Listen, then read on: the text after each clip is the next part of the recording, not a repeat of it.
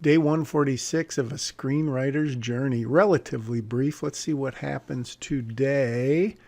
As we all recall, being faithful followers of a screenwriter's journey, yesterday I went back and changed the beginning so that Holly is no longer, well, there's no longer any pretense that she is Lexi's aunt, I believe, and also named Lexi right from the beginning. Now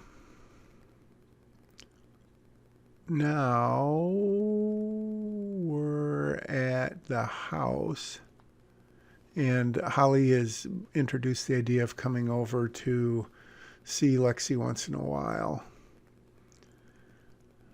And then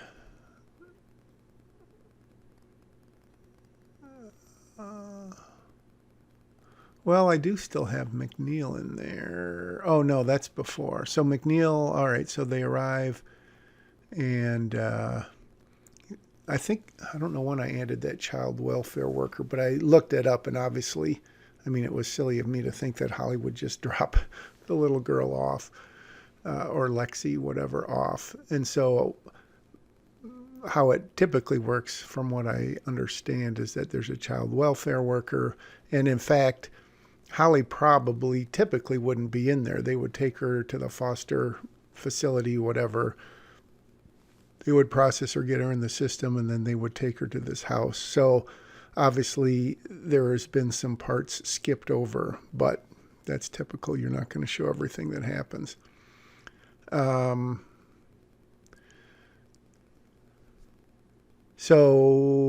the welfare worker being a little concerned because maybe she's been through that situation where someone promises to kind of look after the kid, or, you know, check up on her or whatever. And I would imagine a child welfare worker would do that also. But she's maybe a little concerned that Holly's just doing this in the heat of the moment and then has no plans to ever see Lexi again. Okay, so now we're back in the utility van and they're driving away. But again, hindsight being 2020, well, it's not really hindsight. It's future knowledge of this scene, and the content is good, but the McNeil character is not really important enough to share this screen time. Sorry, whoever's going to play McNeil. So I'm not really realizing this at the time I'm writing it. I'm realizing it now. But so I'm kind of getting the thoughts, the dialogue, what they are basically going to say down. And then we'll worry about exactly where the scene takes place and who is involved. And I guess that's something that I don't think about much. The location, yes, but who is involved in the scene? I would say typically a writer has a pretty good idea of that. But I guess for me, when you find yourself in a scene with a minor character and you're giving that person meaningful dialogue, I mean, there's nothing wrong with that, but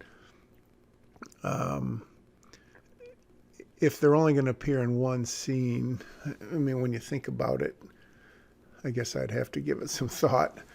Typically, a character doesn't just show up for one or two scenes unless the person gets killed off or there's an obvious reason, you know, they're going to see a judge or something and then they play out that scene, or it's a waitress or something like that. So, and you don't really expect a payoff. But in this situation, maybe that's the same thing, but I think it would be more, I don't know about powerful, but meaningful, realistic, or it would help the story more if she had this conversation with someone else, either someone back at the office or maybe Paul, her supervisor, or whoever he is.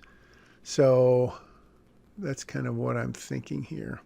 But I'm working through the fact, to kind of cement the fact that this experience really has affected Holly, and it's not just a hey, I think I'll see this and see how I like it. And then she, like McNeil, is a little more jaded and doesn't even go to see Lexi off or see where she's going to live and all that. So it's obvious,